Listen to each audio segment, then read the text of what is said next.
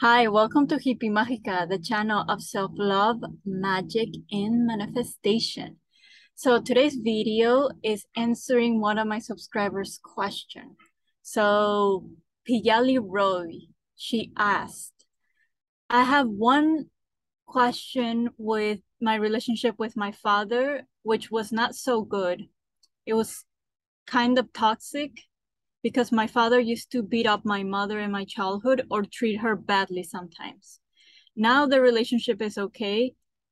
Now my father treats my mother nicely, but for that reason, I don't respect in my heart my father.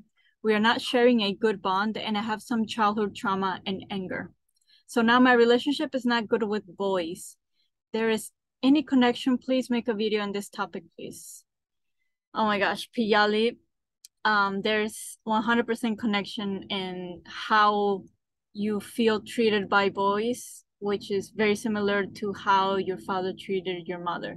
So I will talk about this and I'll share some of my personal experience because I also had a bad relationship with my father.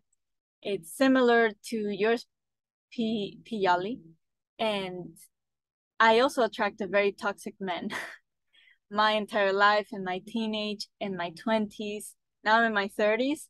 And my last relationship was also toxic in the sense that like I kept reliving my mother's pain. I kept reliving my mother's like mistreatment, not because not because my ex-partner mistreated me, but because I feel like I manifested it because my body was like whatever he would say, like he could be like, could you like cook today? Even though he cooked for the past week, if he asked me to cook one time, my body just reacted with anger, with um with trauma. It's like, I'm not your servant and I'm not gonna do it. And I would just get very angry because I thought he was telling me what to do to make him his kind of servant, like because my mom was a servant of my dad. So like she would cook for him, clean, and he wouldn't let her do anything else. If she wanted to get a job so she could be independent, my father told her, if you get a job, you will get out of the house and you will never see your kids again. So she had to live in the house to serve us, her kids, and my father. And I saw that from a very young age. And she confided in me. So like I felt like I lived secondhand experience what she lived. So I would attract because let's take full responsibility. There's so many men out there. Why do we attract the toxic ones? Because we lived in a toxic home. We live with toxic parents. So of course there's a connection.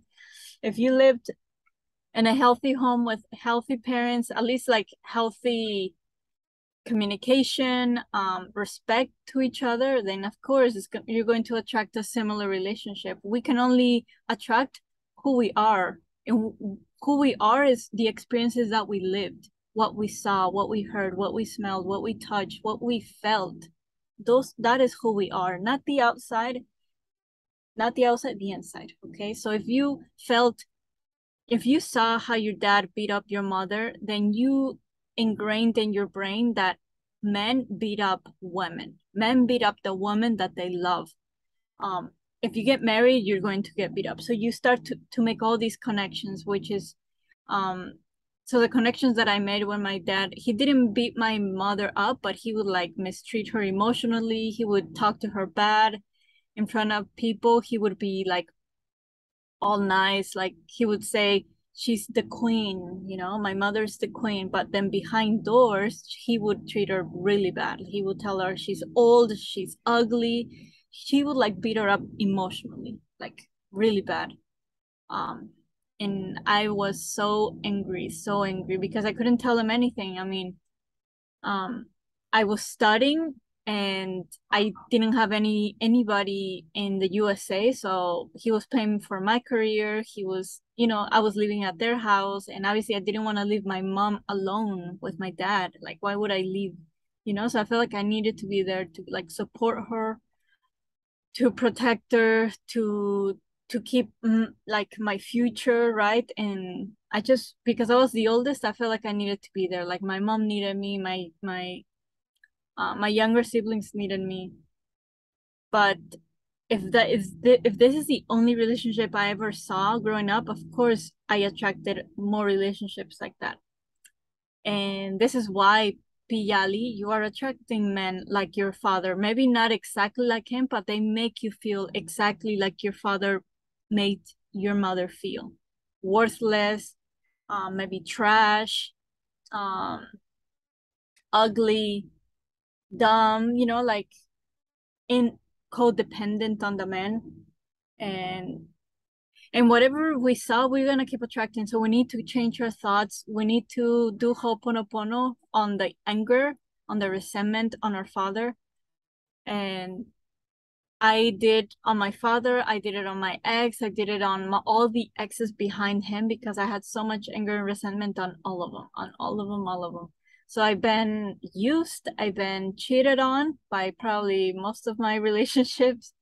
And it's not, my dad did cheat on my mother, but it's not like, it was like, compared to everything he did, it was nothing. The cheating was nothing compared to all the emotional abuse that he did to her. So why did I attract these cheating men all my life is because I felt misused. I felt mistreated. Like I felt I was just being used and played with and not taken serious, which is what my mother felt, right? She felt abused. She felt mistreated. She felt that her dreams were not taken serious, that her voice wasn't taken serious. So even though I didn't attract men like my father, I attracted the feelings that my father made my mother feel. And I've been healing especially with this past relationship that just ended for me. And yeah, I mean, I broke this. I feel like maybe I didn't break it 100%, but I feel like I am a new woman. I'm a new woman after entering that relationship and getting out. Because getting out, I feel like was the hard part. Like once you were in, it's very hard to get out because it feels so familiar. Our bodies and our minds, they want to be in familiar places with familiar people. If you lived in a toxic family for all your life with toxic parents, your body, your mind wants to live in that same environment because that's what feels safe. That is what feels known to your inner child. So it wants to be with similar, doesn't want to be with new, it doesn't want to try new things. So for me, being single now, the first week felt very, very weird. I felt like I wasn't supposed to be free. Sorry, guys, I don't know what happened. My computer just disconnected all of a sudden. So I apologize. But like I was saying, our bodies and our minds and our spirits, they want to be where it's safe. So if we lived in a toxic home, we will want to be in a toxic home. So it's about changing our mindset, changing our beliefs, and of course, doing Ho'oponopono to heal the past trauma, the repressed emotions, and to love and forgive our father, to love and forgive our exes. Because if we don't forgive them, then we're gonna keep holding on to it, right? What we resist persists. So once I ended my past relationship, like I said, I felt so free, and it felt wrong to be free. Like my body's like, you're not supposed to be alone, you're supposed to be with a man, right? You're supposed to be under the security, under the guidance. Women are not supposed to be single. So I broke that cycle, in me. Like I broke it, and I talk to myself like I love my single life. I love being free and single. Because in my Mexican culture, women are not proud of being single. Women are like seen as trash if you're single after like 27. And that is BS because we can be happy, precious, and as worthy as any other woman of any age. And I've never been happier single. I remember in my 20s, I used to not like being single. Like I felt like I had to be in a relationship. I feel like I had to be with a man. I feel like I had to get married. I feel like I had to not be alone. And now I love it. I'm alone. I've been alone in Greece for over a month or like a month and a half. And I've never ever felt so good being alone, being by myself. Of course, I'm meeting people, right? But like I'm living alone. I love being single. I love who I am. And yeah, you can do it too, of course. Like if I can do it, if I went through all these toxic relationships in my teens and 20s, and then I'm finally like attracting relationships that are fucking respectful, that are nice, that are kind, that are genuine at this age, then you can do it too. So do Ho'oponopono. If you don't know what Ho'oponopono is or who to say it to or how to use it, go to my description. I'm gonna put the link of who to say Ho'oponopono with, because I'm still getting questions on how to use it, who to say it to. You can say it to whoever you want, your inner child, God, the universe, the people, the person who's hurting you, your father, your ex. Everyone is connected. Everyone is connected. There's no separation. Say it to whoever you want to heal the relationship with. That's my take. I know there's many other opinions on how to use Ho'oponopono, but this is my opinion. And how others do it, that's fine. It works for them. But the way it works for me is to do it on the person that hurted me. And it works. It works. It works. And something else that Ho'oponopono did for me for this relationship that just ended, all of my past relationships in my teens and my 20s, once a relationship ended, which was very bad, I blocked them from my entire life and I never ever spoke to them again. It's like they disappeared from my life. And that's what I wanted. I'm like, you mistreated me, you cheated on me. It's like you don't deserve to be in my life. But for this relationship, I wanted it to be different. So I used, of course, the law of attraction. I used Ho'oponopono to heal any anger that I did have towards my current ex. And then I set intentions that I wanted to be friends with my ex. And I set intentions that I wanted this relationship to be different. I didn't want it to end forever.